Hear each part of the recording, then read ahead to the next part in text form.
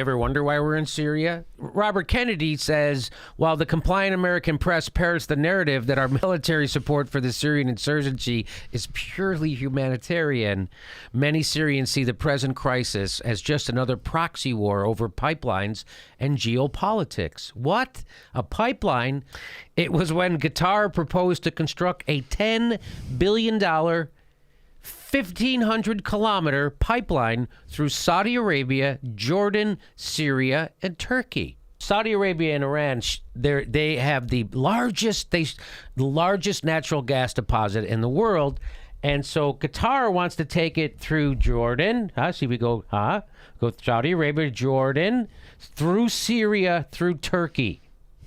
So they're on board. Jordan's on board. Turkey's on board. Guess who's not on board? Syria. And there's the problem. Of course, the Russians, who sell 70% of their gas exports to Europe, viewed the Qatar-Turkey pipeline as an existential threat. In 2009, Assad announced that he would refuse to sign the agreement to allow the pipeline to run through Syria to protect the interests of our Russian ally. What happened then when he tells the United States and Saudi Arabia that I'm not going to let you have your pipeline? What do you think happened? Well, at that very moment that Assad rejected the pipeline, military and intelligence planners quickly arrived at a consensus that fomenting a Sunni uprising in Syria would be a good thing.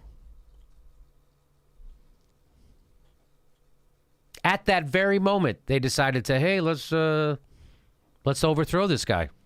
Just to say, on my own previous trips to Syria, the most difficult thing is to come back to the United States with a message on the role of the U.S. war and the way in which the United States has instigated through many criminal alliances this war on Syria, this effort to completely destroy Syria. I think at this point most people understand that it is not the civil war that we are being told in the media. It is a proxy war. There are foreigners and people who are being paid and supported militarily, financially, to create the discourse and the suffering that we have been seeing in Aleppo and other places. People need to understand that the war in Syria was not a domestic uprising.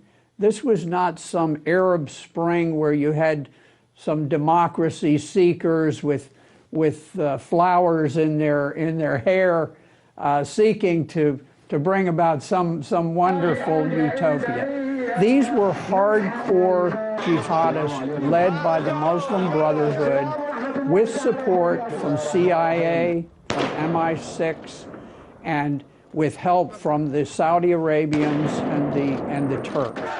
Are you really suggesting that the U.S. government is funding these terrorist groups? I'm not only suggesting it. This is the reality that we're living in. And not directly, most though. Americans, you know, if you or I were to go and provide money, weapons, or support or whatever to a group like Al-Qaeda or ISIS, we would immediately be thrown in jail. However, the U.S. government has been providing money, weapons, intel assistance, and other types of support through the CIA directly to these groups that are working with and are affiliated with Al-Qaeda and ISIS. So you're saying the CIA is giving money to groups in Syria, and those groups are working with Al-Nusra and ISIS? There have been numerous reports from the New York Times to the Wall Street Journal and other news outlets who have declared that these rebel groups have formed these battlefield alliances with Al-Qaeda, that essentially these Al-Qaeda groups are in charge of every single rebel group on the ground fighting in Syria to overthrow the Syrian government. Doesn't the Secretary's assessment that these groups are subgroups of designated terrorist organizations, including Al-Qaeda in Syria, which is Al-Nusra, doesn't that warrant some change of policy? Or do you think that as long as these terrorist subgroups call themselves differently, they're off the hook? I think, you know, I've spoken to this before. I'll say much the same as I've said before, which is that we recognize that, you know, in places like Aleppo and elsewhere, that there's a mixing or commingling, whatever you want to call it, and that we need to work more closely together to disentangle. And people have been understanding for quite some time now that there are no moderates. these weapons, once they get over there, they wind up somewhere else. The moderate of today becomes the Al-Nusra of tomorrow, and he takes his weapons with him. And plus, a lot of weapons were captured in Iraq, which have made their way into Syria. So you have American weapons coming from various sources, winding up in this conflict. And of course, more sophisticated weapons means that it will be harder and harder to resolve it. Siria, un país que era tan próspero económicamente, un país que realmente no... La gente vivía muy bien y lo último que se esperaba era una guerra, y aun cuando ya veíamos lo que venía pasando en el mundo árabe con la mal llamada primavera árabe, ¿no? En Siria esto de ninguna manera se esperaba. Fueron estos levantamientos que, aun cuando eran difundidos por la prensa como manifestaciones pacíficas del pueblo sirio, buscando democracia, ¿no? Que eso es lo que se vendió, lo que se vende Occidente con esta primavera árabe, como se la llama. Sin embargo, esto no coincidía con la realidad que veíamos y que constatábamos día a día en estas manifestaciones, que ya eran actos terroristas y ya eran persecución abierta a los cristianos. De hecho, desde los primeros disturbios había extranjeros, árabes extranjeros, provocando estos disturbios, uniéndose, ¿no?, alimentando a estos grupos opositores al régimen, que eran grupos minoritarios, ¿no? Y ya con persecución abierta a los cristianos, como digo, ¿no? Y eran noticias de todos los días, cristianos descuartizados en bolsas de basura, en el contenedor, en la calle, con un cartel: no tocar, es cristiano.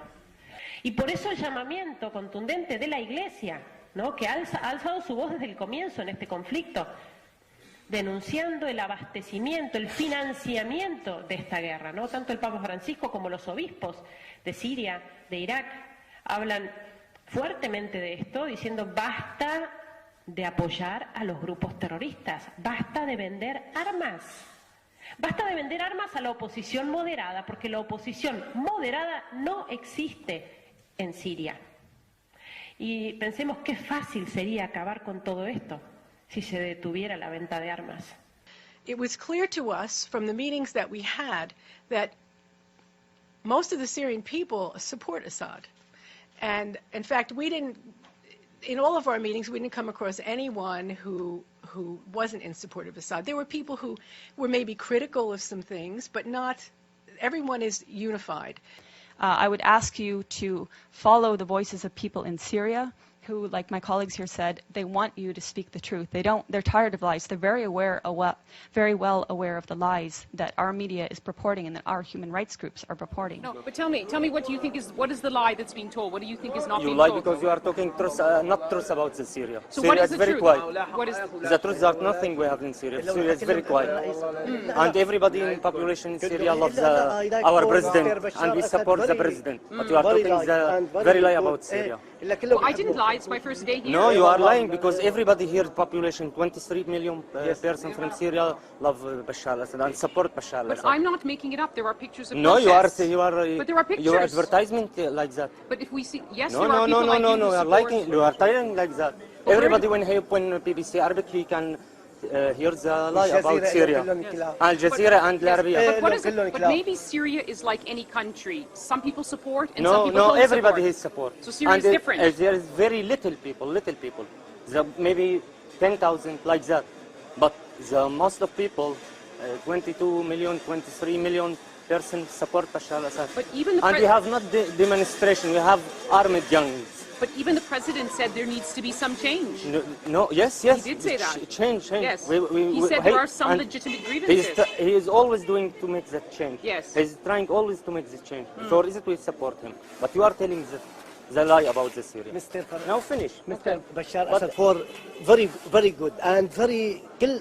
But you have to know, very good, and I like Cuando se producen estos primeros disturbios, la gente realmente se asusta y intenta manifestarse, sale a la calle, tanto en Damasco como en Alepo. Damasco, la capital del país, Alepo, la segunda ciudad, pero prácticamente más importante que la capital por su movimiento económico. Sale la gente, de miles de personas a la calle, para mostrar su apoyo al presidente. Fíjense, una cosa extraña y difícil de entender, ¿no? Porque ellos viven bajo dictadura. Pero sin embargo son años viviendo así, es el modo de gobierno que les ha funcionado y quizás a nuestro modo occidental es difícil de entender e incluso nos equivocamos al juzgarlos con nuestros criterios occidentales y pensar que la democracia puede funcionar para todo el mundo, ¿no? Estos pueblos se han manejado así, hasta el momento estaban muy bien y ciertamente no es que estaban añorando, ¿no?, los sirios, por ejemplo en Alepo, ¿no?, envidiando las democracias o pseudo-democracias occidentales, para nada, vivían realmente muy bien. Y en ese sentido por eso se manifestaron, para mostrar que ellos preferían seguir como estaban, antes de terminar en manos del fundamentalismo islámico, que ya lo veían venir. Es decir, para ellos es como elegir el mal menor. Cuando se producen estas manifestaciones, las caravanas de gente, de miles de personas en la calle, lo que veíamos por las ventanas del obispado donde estamos, donde vivimos, lo veíamos también por televisión. Y las mismas imágenes eran comentadas de esta manera: continúan las manifestaciones pacíficas del pueblo sirio, que sale a la calle pidiéndole a su presidente que se vaya. Es decir, lo contrario de lo que estaban intentando expresar. Y ciertamente es uno de los grandes dolores de este pueblo, ¿no? Un gran sufrimiento, a la par de la guerra y la persecución que están viviendo, es esta gran mentira montada alrededor de esta guerra, ¿no? Es el abandono de Occidente, es el silencio cómplice de Occidente, como lo llama el Papa Francisco, porque en realidad esta guerra en Siria tiene poco y nada de guerra civil y en realidad fue algo armado y programado desde afuera con fines económicos, incluso hasta manipulando a estos grupos fundamentalistas, ¿no?, que aun cuando buscan acabar con los infieles, es decir, con los cristianos, ¿no?, y derribar el gobierno, en definitiva, en el fondo, lo que se persiguen son fines económicos y nadie en realidad está pensando en el pueblo.